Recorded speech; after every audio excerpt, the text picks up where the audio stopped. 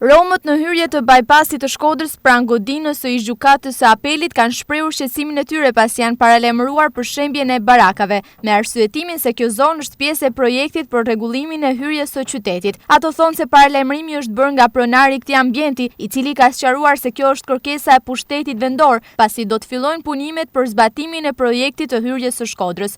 Romët theksojnë se nuk janë kundër projektit për rregullimin e kësaj zone, por kërkojnë nga bashkia që më parë të caktojë një vend tjetër për të ngritur barakat e tyre, siç shprehet në emër të tyre Zamir Kruja, i pasuar edhe nga banorë të tjerë. Ne jena kamp.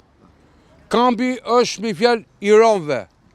Nuk është problemi që neve po kërkojmë në diçka tash, ne kërkojmë një vend tjetër strehimi, por shku me bo baraket.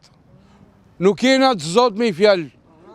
Nuk jena të zot me fjalë që neve po rrimi fjalë me çadra. A më kupton? Neve duhemi fjalë nga bashkia, na sëroj, se vetë na ka thonë, kam shku vetë atje personalisht, edhe kam folë me prefektin. I kam thonë prefektit që zotni, ku doni me na qu mi fjalë që neve doni me na iq për atje. A i mu ka përgjish që neve nuk kena thonë njeriut me dalë. Kur të gjesim për aty, do të sërëm vend tjetër, pastaj të qesim. Ne kena 25 vite si rim këtu. Edhe na vjen ki pronari tokës thot ka ardhur bashkia me del një këtë se zbon. Ku do dalna ne në mes shina jena me fëmijë. Jena me fëmijë. Kena pleqë të smura brenda barakës. Ku të shkojmë na për shinën, ku të mbytën na veta. Kemi 30 vjet këtu t'jirim, i kemi rindur kalamajt, keni martu fëmijët tu.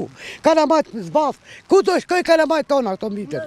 Ne duam strehim. Unë mbaj 5 familje brenda shtëpisë time. Kush mban se kanë prish baraket, disa sipër. Në këtë qendër banojnë të paktën 50 familje rome me mbi 300 antar. Ata i ndërtuan barakat e tyre në këtë zonë para 30 viteve dhe kanë vazhduar të jetojnë këtu deri në ditët e sotme. Kanë kaluar situata shumë të rrezikshme, siç është rënja e zjarrit 5 vite më parë, ku pati edhe një viktim dhe u dogjën pjesa më e madhe e barakave, por që u rindërtuan më pas. Se në çfarë kushtesh jetojnë është e tepër të komentohet përballë këtyre pamjeve që tregojnë qartë gjendjen e këtij mjedisi. Problemi shtrohet që këtyre familjeve tu gjendet një vend tjetër dhe të ndihmohen për të ndërtuar barakat e reja.